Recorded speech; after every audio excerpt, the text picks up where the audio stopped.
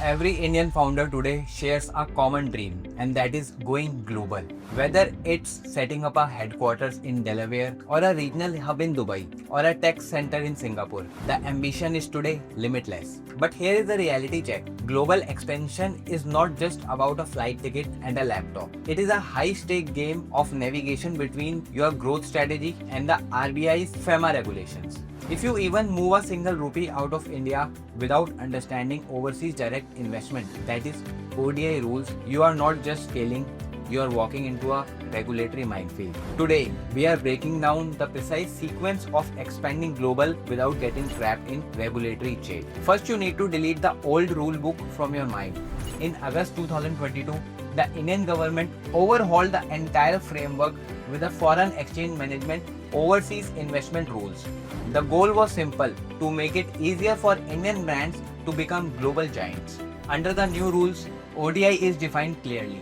If your Indian company acquires 10% or more equity in a foreign entity, or if you acquire control, the right to appoint directors or influence management, it is classified as ODI, that is Overseas Direct Investment. Whether you are setting up a wholly owned subsidiary or entering into a joint venture, you are now operating under the automatic route provided you stay within certain financial ceilings. How much capital can you actually deploy abroad? This is where the math gets critical. Under the automatic route, an Indian entity can invest up to 400% of its net worth in the overseas business. Let's put that into perspective. If your company's net worth is rupees 5 crore, you can legally remit up to 20 crore for global expansion. But remember, this 400% limit is not just for cash. It includes corporate guarantee, performance guarantees, and loans extended to your foreign subsidiary.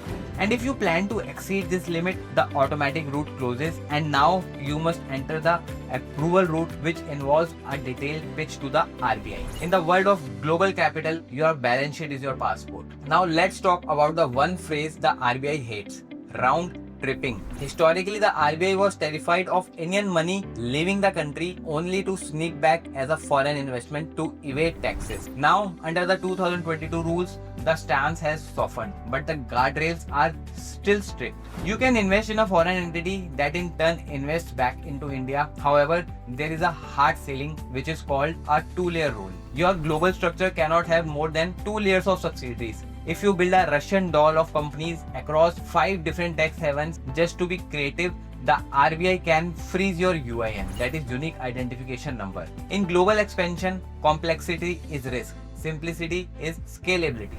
Now the money has left your account. The foreign office is open. Are you done? Not even close. The moment you remit funds, you must file Form ODI through your authorized dealer, that is AD Bank. This generates UIN, that is Unique Identification Number. Practically, without a UIN, your investment is technically unauthorized. Furthermore, you have an ongoing commitment. Every year you must file the APR, that is Annual Performance Report.